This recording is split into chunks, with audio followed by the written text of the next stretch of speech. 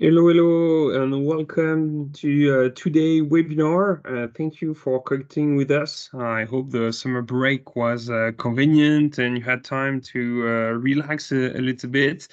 As you know, business is restarting again in September, and okay, it will be quite busy, we know, till the end of the year. So thank you very much for taking the time with us today.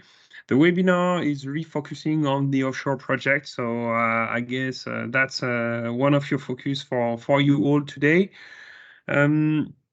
Just a few information to start. Next webinar is already known. Of course, it will be about Petrochem, as you have seen in the in the chat of this webinar. It will happen on the Friday, 27th, because we have our Italian friend who will be most of them joining OMC Ravenna. So that's why we scheduled it a little bit at the end of the week. But anyway, I'll send to you, the link to subscribe to this webinar. You can also find the link in the conversation of this session. Two other points, also that if you are interested to ask questions, go in the chat of this meeting, ask your question, and we will address them at the end of the meeting. So no worry if you see that we jump. Okay, we will come back at the end of the meeting to answer your question. They are always much appreciated. And then the last part, but it's quite important as well, that by tonight, I will share with all of you the slide that we have used today with Jean-Charles. So no worry, don't break your mind to trying to make a screenshot of it. Okay, you will have all the slides. So perfect transition to our agenda. We'll give you small information and update about Project Smart Explorer. Then we start by the big pictures, market news, what are the trends, what we see, which is quite interesting on the market. And then I'll hand it to Jean-Charles for the project outlook and really key figures from the database on the topic. So that's the perfect transition for our next slide, where, of course, all of you already know us, but the team is growing, let's say. So many of you know Jean-Charles and his past from ABB, where he was VP of the company, and then created to be first consulting, and mostly this tool we are going to talk about, Project Smart Explorer to Trace project. Myself, I was not a ABB VP, unfortunately. I was still working for Siemens in oil and gas. And since more than 6 months now, almost 6 months, Jack is also part of the team, taking care of all Central Europe. He's based in Germany and managing all the branch there. And you will see him appear on the next webinar as well. Just key figures, the team and let's say users and the community around Project Smart Explorer is growing, and thank you for that. Of your trust, of course, to carry on the service with us, and we have a big pleasure to working together, honestly, and we have good relationship with you. We're starting after COVID to see your face again, so it's quite a good pattern when we are able to visit you, and with always a lot of pleasure. You know about the scope of the database, but as we always say, it's a growing animal. One of the last two additions that we made is first a new sourcing. Okay, it's not completely documented till in Project Smart Explorer, but you will see this arrive in the column sourcing. You were used to see global, digital, low cost project and local content. There is a new attribute which is low carbon, and that's through this sourcing attribute low carbon that we are going to identify the project where in the process they are making decision to take a step, I would say, forward to reduce the carbon emission. So there is a mini example you will see by digging into, I would say, the description of each project.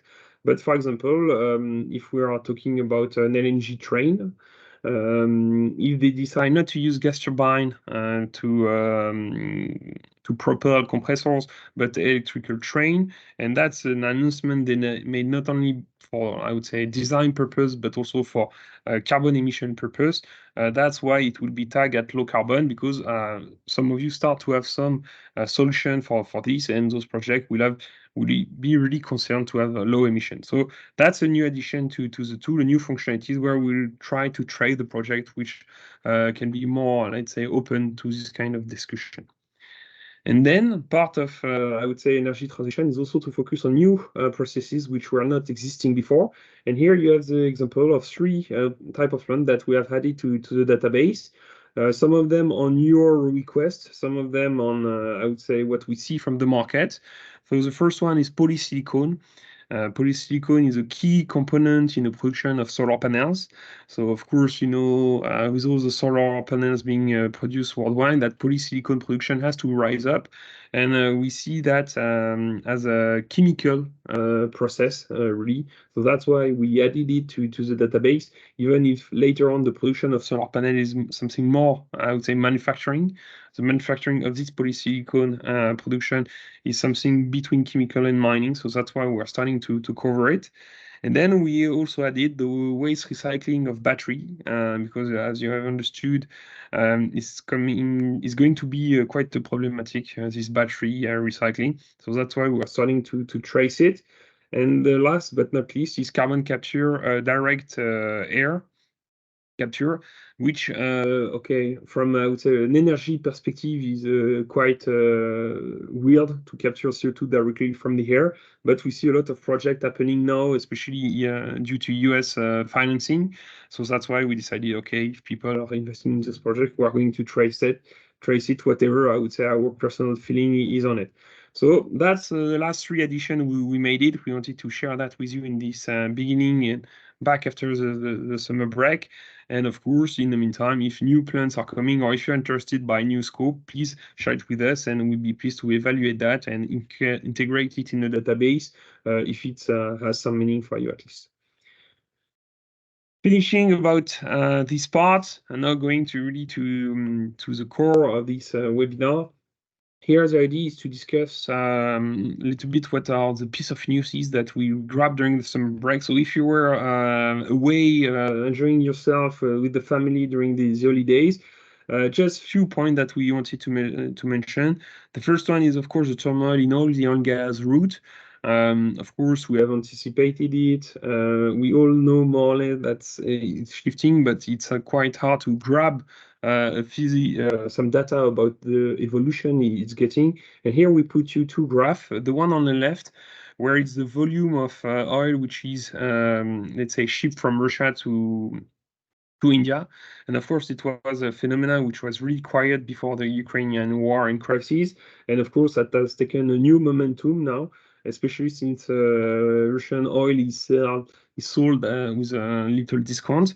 And of course, you see how fast India was to benefit from, and we are talking about millions and around 50. So now we're getting to 60 million barrels per month, which is quite massive in terms of infrastructure to reroute all those tankers and everything. So that's show you in one graph from one month to another how fast it has changed.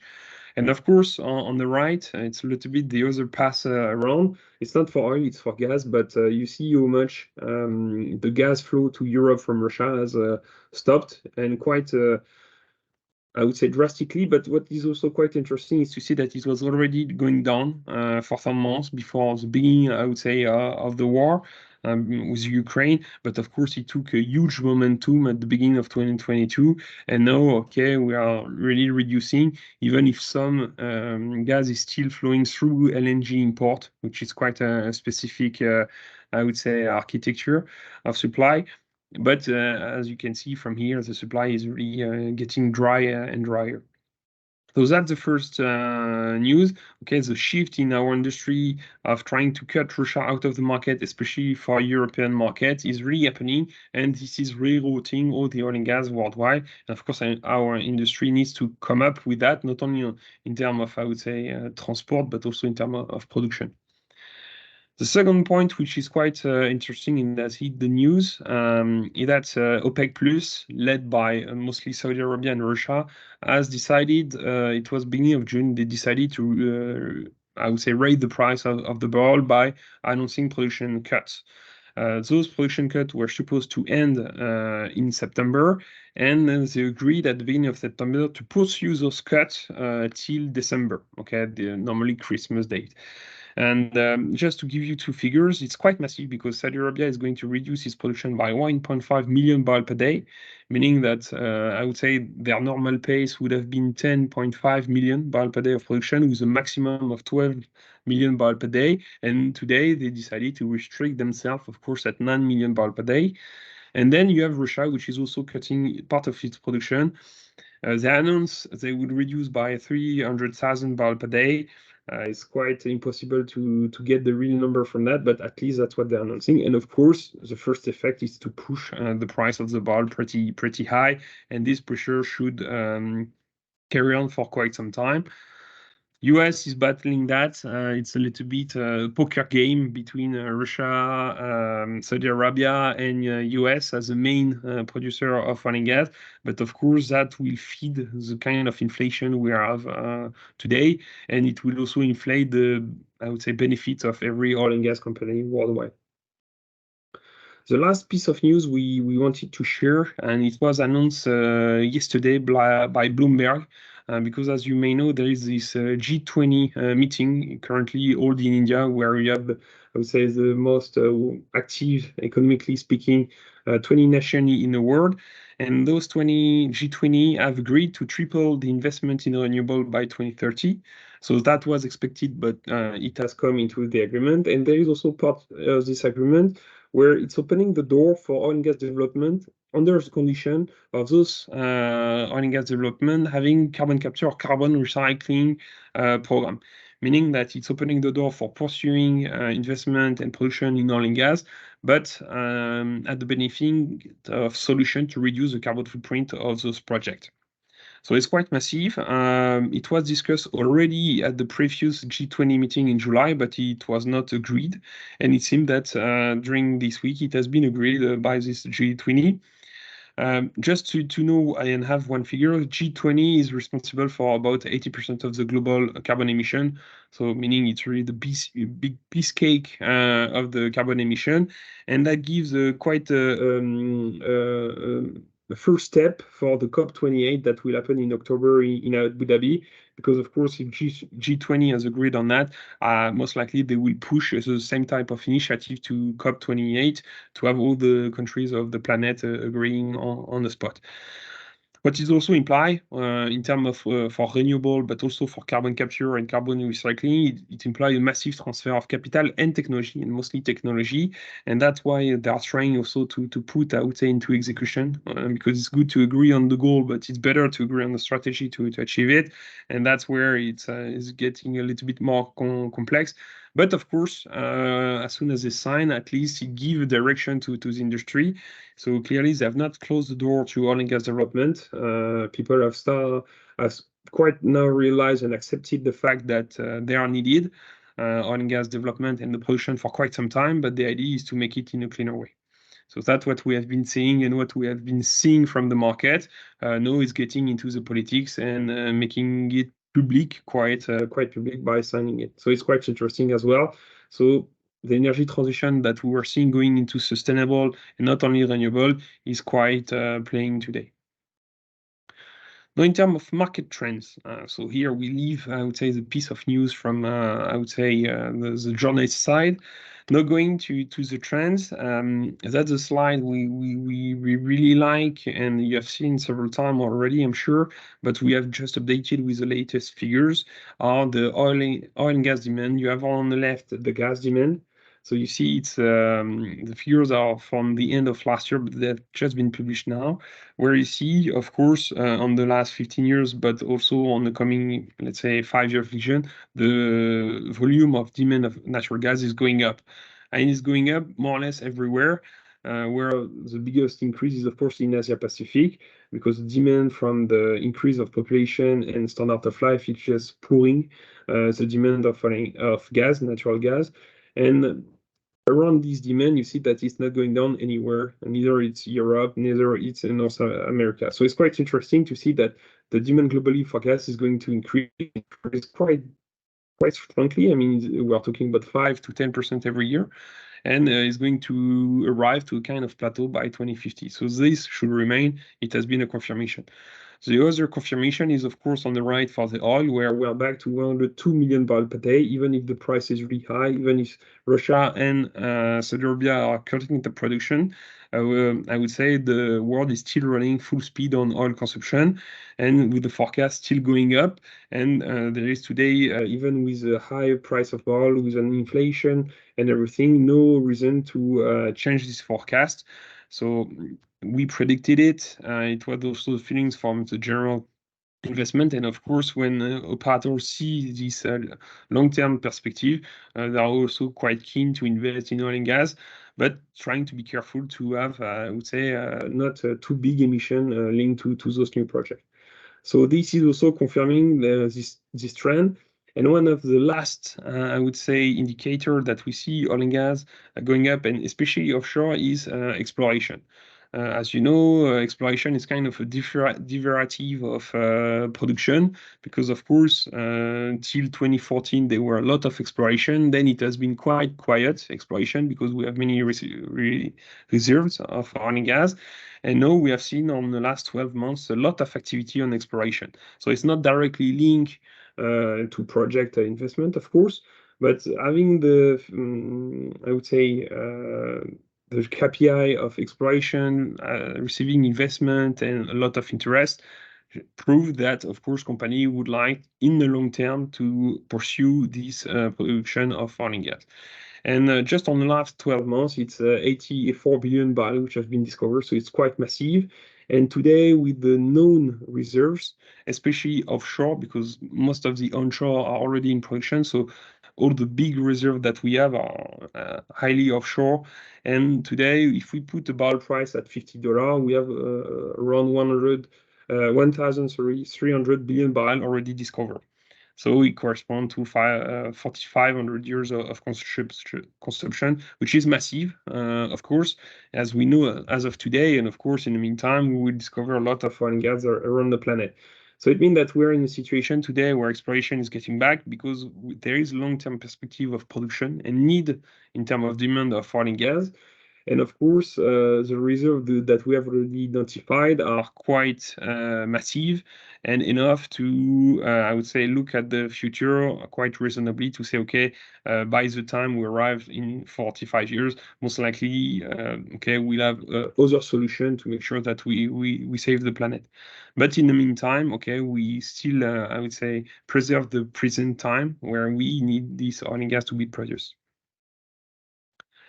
Now going to the project outlook and handing it to Jean-Charles. Yes. Thank you. Okay. Thank you, Jean. Can you hear me? Yes. Okay, very good. Thank you, Jean, for this introduction, at least showing a very interesting perspective regarding the demand and how sustainable this demand should stay over the next year and maybe most likely the next decade. So let's see on the next slide where we stand in terms of a look regarding offshore projects. So on the left, in the red part of the slide, you have what we consider as offshore project, FLNG, FPO, FPSO, offshore pipeline, offshore oil and gas production, tied back, tied in, offshore platform for gas, offshore platform for oil. That's the way we define offshore project today in Project Smart Explorer. And on the right, you have the investment corresponding in million US dollar year per year. So on the top, you have the forecast, at least for 2023 and following years, where you a continuous growth in terms of investment after a small dip between 2018 and 2021. And if we look at the bar graph just below, is more or less the same as above, except that it is about awarded EPC. So it's not forecast anymore, it's actual figures. And you can see that at these early days of September, we are in 2023 more or less at the same level as the entire 2022, which lets us expected that by the end of 2023, the volume of awarded EPC contract in offshore should exceed 2022, according to the forecast that you can see above. And the perspective for the following years are already extremely interesting because you can see that the business pipeline is already well fitted. So that's the picture to start with, which shows how much offshore business is back. Then we wanted to compare you with a few figures. This trend, not year per year, but at least 2019, 2021, and 2023, just to show this trend. And you can see that in 2019, 43 EPC contracts had been awarded, representing $36 billion US dollar. And the top three regions at the time were South America, most likely Brazil and Guyana, then Asia Pacific, and then Middle East. When it comes to 2021, we see a significant increase, more than 20%, with 53 projects being awarded, 42 billions in terms of capex, and Middle East leading the game, with Asia Pacific, South America coming only on third position. And if we look the first 8 months of 2023, we notice that we are at 49 projects already awarded, so a little bit below last year, 12 months, but the year is not completed yet. We have still 4 months to go, so we should exceed these 43 from 2021. And in terms of volume of capex, we are at 52 billion, so we are already exceeding again by 20% the volume and investment. And here, surprisingly, you can see that Europe emerged as the first region in terms of investment, and that's the first surprise we got ourselves, I must admit, when we proceed to those figures, to collect those figures and prepare this presentation, because of course we could see there were a lot of investment in North Sea, especially on Norwegian side as well as on UK side. But we didn't realize that it was that important up to take the lead over South America and Middle East. So that reflects how much the market has changed dynamic, not only in terms of volume and players, but also in terms of region, and that's pretty interesting. We'll come back on that in a few slides. If you continue on the next one, where now if we look at the future of trend of project where we see them, of course we have this Google map, as you are familiar with, where all the green dots represent the location of the project. You can see that they are pretty everywhere, and just above you have again this donut split per region. And also here, very surprisingly, we can observe that all the regions are very similar in terms of size. Okay, we can see that Asia and maybe Africa are leading the game, but you see that every region is extremely balanced, meaning that all operators are drilling all over the world to find out oil and gas in offshore condition. And in this game, from the left side of the slide, you can see that national oil company in red are really leading the game. International companies are also pushing hard, but independent, are still a minority player here compared to other activities, as you know, in energy transition, where they are leading, for example. All right, so that's a very interesting situation. Now, about the key requirements we observe, I mean, of course, this investment bring a new requirement, and that's already a point that Jean mentioned earlier. According to the G20 conclusion, most of the operators now are very cautious that all these new offshore projects don't become, let's say, a chimney for CO2 emission, but instead are showing a good practice and a good example of low, if not neutral, carbon.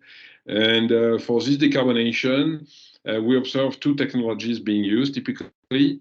One is electrification. That's, of course, the preferred one, especially when it comes to the compressors, which are normally driven by gas turbine, and here replaced by electrical motors. and which means to use power from shore or power from floating units nearby the platform, but that can apply only for certain hub, which also suppose to use power conversion, which is quite expensive and using a high-tech solution, and power storage as well. And for all the people who are interested in the solution, be aware that all those electrical solutions require massive water cooling, because everywhere you have electricity, everywhere you have the Joule, the so-called Joule effect, which means heat.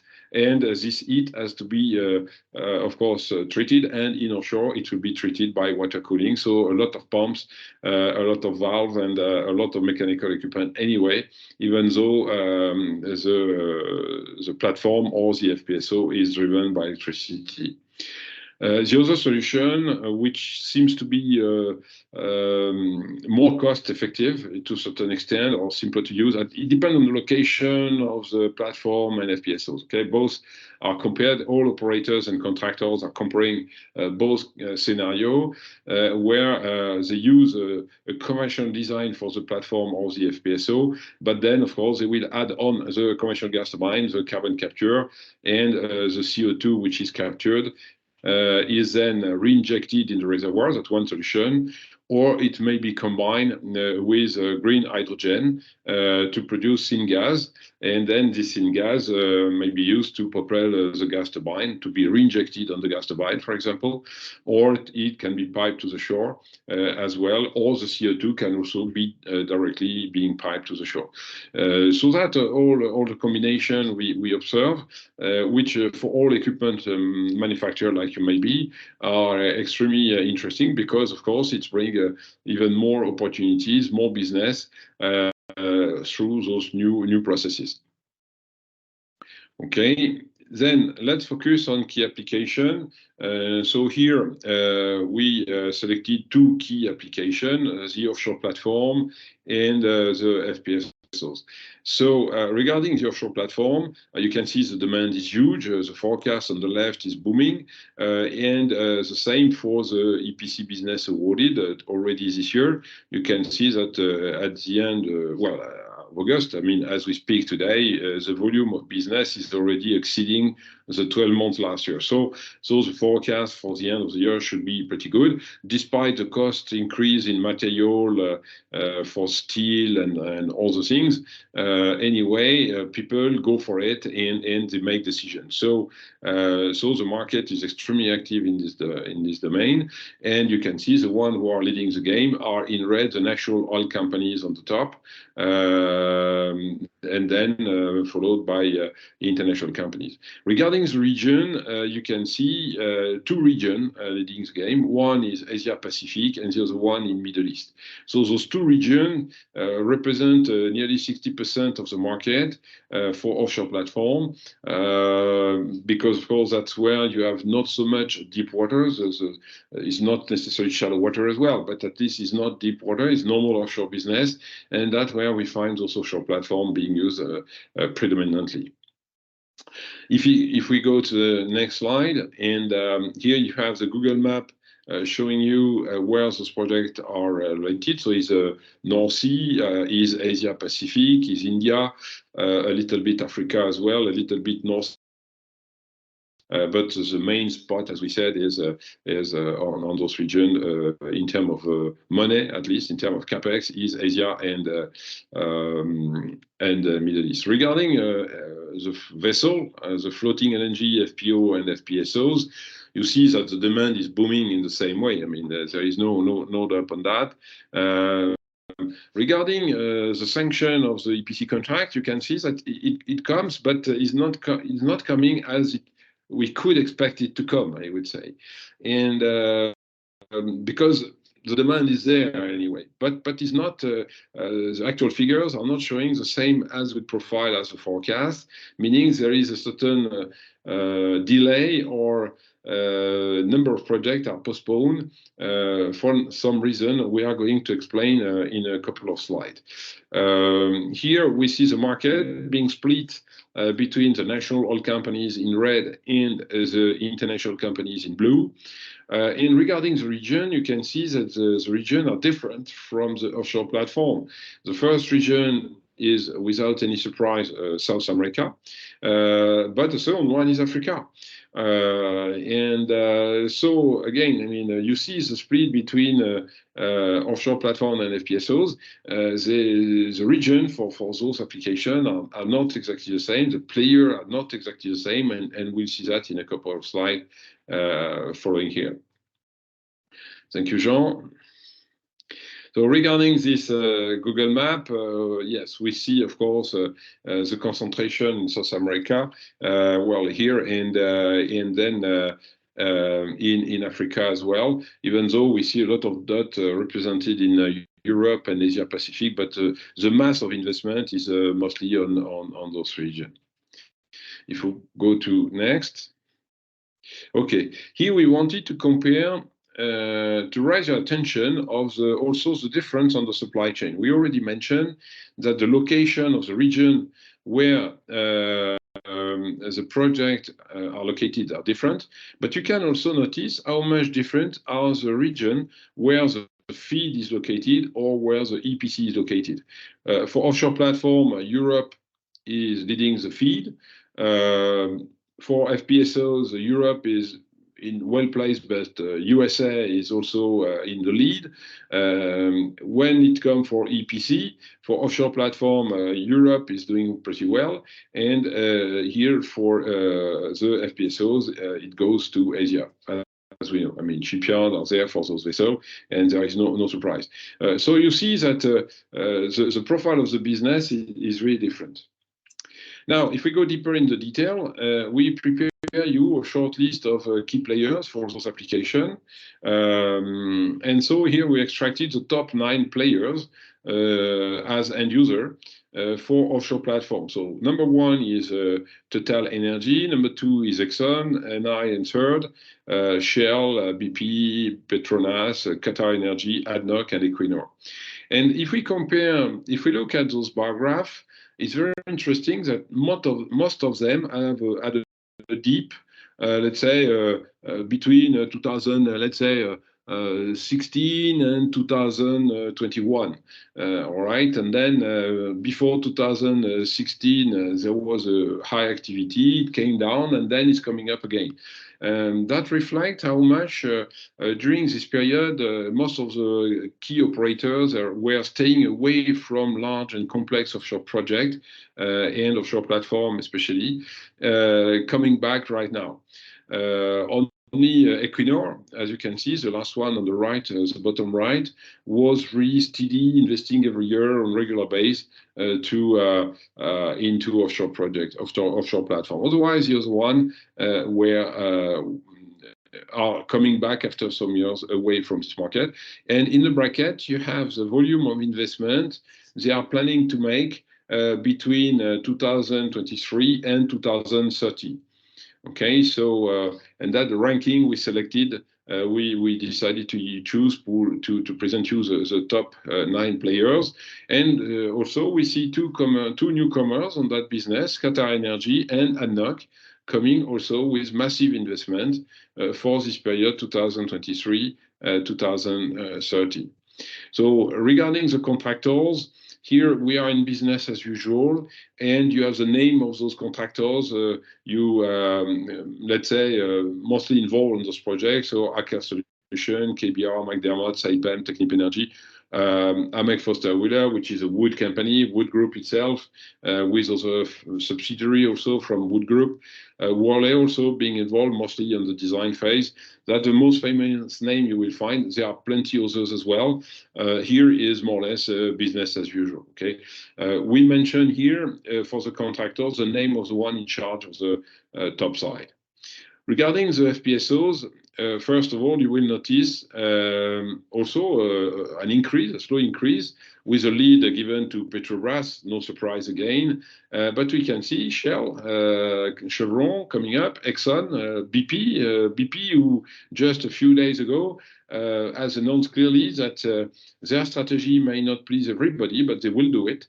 So today there is no shame to announce to continue to invest in oil and gas, of course, in trying to make it as clean as possible. That's no question. There is no way to continue to produce CO2 emission. That of course admitted by everybody, but of course to do it and to meet this global demand for oil and gas, because this demand is still there. You have, of course, Total Energy in this list as well. I alert you regarding Woodside. Woodside is an interesting case. It's an Australian company that you may know, because in Australia, you remember that some 10, 15 years ago, they had built up a series of large LNG plants. And today, they need to continue to feed this large LNG plant. And for this, they need to develop new offshore fields for which they need more FPSOs. And that's the reason why we see Woodside and maybe and Shell also, by the way, investing in this part. Eni is investing rather continuously, and Equinor the same. Regarding again, I mean, the figure in bracket is what they plan to invest in the next until 2030. Now you see that we have this slowdown or this difference between the forecast and the actual figures. I mean, the demand is there, as you can see, and anyway, the actual figures are not as aligned. Go to the next slide, Jean, please.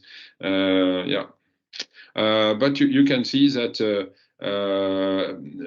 the way the project materialize is not running at the same pace. And in fact, there is a reason, which is a financial reason, we try to explain you here. Regarding the FPSOs, there are two business models typically. The first business model on the left is a conventional business model where the end user own and operate the vessel, where CapEx is king, of course, in the decision. And when the project is ready to go, there is a tender to award the EPC contract to build this vessel. And you have plenty contractors like Technip, Saipem, or Samsung, and so on, who are pleased to bid and try to run for these orders. The problem here is also from financial point of view, at least, that when this vessel is acquired and owned, operate by the end user, it means that the asset, the value of this asset, will appear in his balance sheet. And in this case, as I said, this end user, as an advantage, will see quantities of bidders being interesting to design and build this FPSO.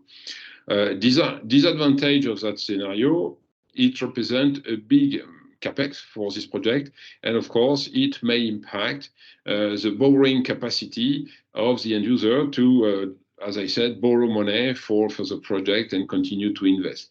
So that's why a number of operators are more and more reluctant to own and operate themselves as this FPSO because, of course, they don't want to, let's say, reduce their overall investment capacity just because of the size of this one. For you as a supplier of those projects, is business as usual with the same decision process where you have the end user, the contractor doing the feed, the contractor doing the EPC, and so on. It is the same as a refinery, a pipeline, or an LNG train, or whatsoever. But what we saw coming up after 2014, the first oil crash in 2014, is this new business model. We call it build, own, operate, and transfer, the BOOT, where in fact the end user leases the vessel to the contractor, and the contractor design, build, own, and operate this vessel. It may happen quite often that after some years, it may be 5 years, 10 years, or 15 years, the contractor is transferring the property of the vessel to the end user, or not. It depends. But anyway, the contract is based on a lease contract, so per day, something like $600,000 per day, 8,000 depending dollar per day, depending on the size of the vessel. And in this case, capex is important, but opex is predominant, because you understand that for the contractor who is going to operate this vessel, he will receive a lease per day for that vessel, and in front of that, he will have a certain cost to operate this vessel. So the cost of operation has to be as low as possible. And even in some case, if this contractor has to invest a little bit more to reduce the OPEX, of course, he will do it, because OPEX will be the key driver of the decision to proceed or not.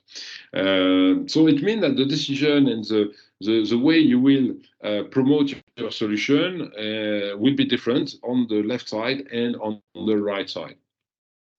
As I said today, and you will see figures afterwards. Okay, Jean, if you can stay on that slide. Yeah. Okay, thank you. So the difference with the conventional business model is that in this case, the asset appear in the contractor balance sheet, and the contractor is going to support the debt and all the risk for this investment. So for the end user, the advantage is to preserve his borrowing capacity, as I said earlier, because this borrowing capacity will be transferred to the contractor. And in terms of disadvantage, the problem is that end user don't find so many bidders, so many contractors who are able or willing to take over the ownership of those vessels. For example, companies like Saipem and Technip will never do that. Okay, the stakeholder or their bank will accept those contractors to own and operate the FPSOs.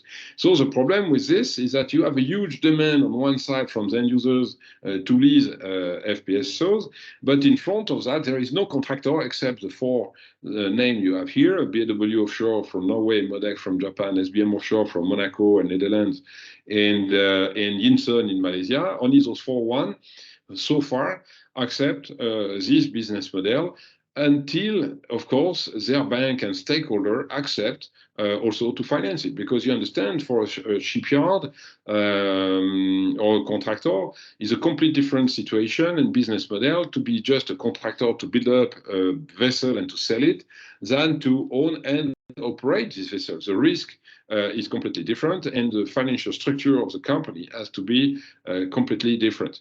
And that limits the number of bidders, and that's the reason why a number of projects are postponed and delayed, because there is a number of projects in Brazil, especially, or in Guyana, where there is just no bidders. Okay, so that creates a delay. Watch out from your side as a supplier of equipment for those vessels, that in this case, the decision process to select a solution and suppliers is entirely in the end of the contractor. Okay, so the end user has no clue on what's going to be decided here. He leaves the key to the contractor, and that's it. Okay, so completely different business model, but the boat is taking the lead. And if we go to the next slide, you will see the top contractors now involved in this game. So on the top, you have SBM Offshore, MODEC, BW Offshore, and Yinson, who are those ones who are leasing or accept to lease those vessels. And then behind it, you have Saipem, Technip, Samsung, Bumi Armada, and KBR, who are involved also in FPSOs, as you can see, but only in the conventional business model. Okay, so different market, different approach, and you have to consider depending those contractors.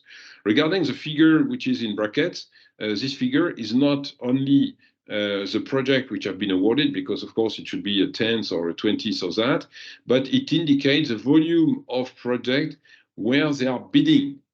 Okay, so that means that SBM Offshore, for example, is bidding for 101 billion US dollar FPSOs, MODEC for 100 billion, and so on and so on. Okay, so that gives you an idea of the appetite and the strategy of those contractors regarding those floating units. Next slide. Okay, is a conclusion. So, as mentioned, Jean, oil and gas demand to remain robust for the next decade, at least this decade, and most likely the next one.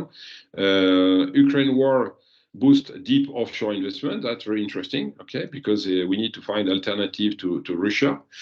And also, Saudi Arabia pushing the price up to the roof. Of course, it made a deep offshore business very attractive. Europe is back in business. So that's pretty good news. I mean, especially for you. Project decarbonization, as we mentioned, is a must. There are still some projects being developed without decarbonization, but this one will disappear step by step, so it will not happen anymore. Regarding the market, generally speaking, in offshore business, national oil companies lead the game. And in this category, I put Equinor and Eni from Norway and Italy that we consider as national oil company. Okay, because even if legally they are a private company and managed as private companies, anyway, the final decision in terms of investment is anyway made by the government. Regarding offshore platforms, the key region are Asia and Middle East, as we have seen. For FPSOs is South America and Africa, so different courtyard. And for the business, we can see that offshore platforms are traded and developed according to the commercial business model as usual, no change, so very easy. But when it comes to floating LNG, FPO, FPSOs, it's a different game where we find this boot business model, which require a different approach, because here you have only 4 contractors in front of you, handling more or less half of the market. And if you are in, that's fantastic for you because you supply like crazy. If you are out, it's more complicated, and we can only recommend you to try to step in and get approved by those contractors on that respect. In this case, again, I insist on the fact that for this business model, OPEX is for them very important, and so it's important that you try to promote your product and solution also in that respect, in this context.